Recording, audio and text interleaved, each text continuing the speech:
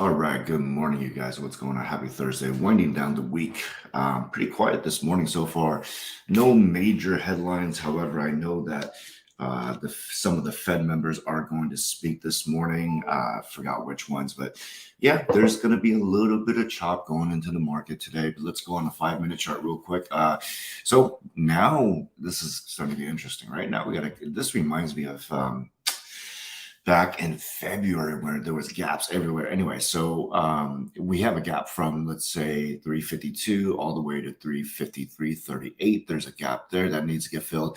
Looks like the pre-market is losing some steam. I prefer, that this gap gets filled at some point this morning. So you see this big old volume shelf here.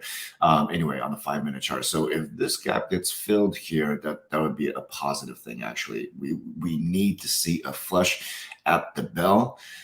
If the 351 holds, or that 350 area that held from yesterday, I know we were making kind of a lower low, so for sure it's a little bit dangerous. But if this area holds here, then there's a good opportunity the markets can rally.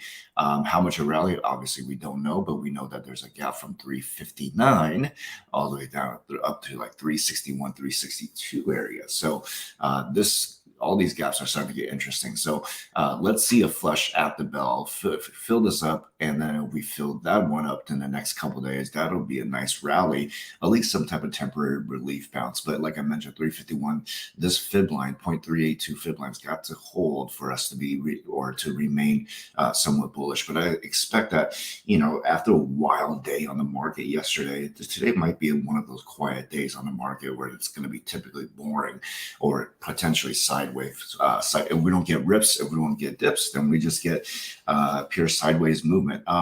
So that's it for the Q this morning so far. Just a reminder that tonight there's going to be a Gigafactory event for Cybertrucks in Texas in their new factory. So that's going to potentially get Tesla going at some point later today as people start buying into the hype overnight.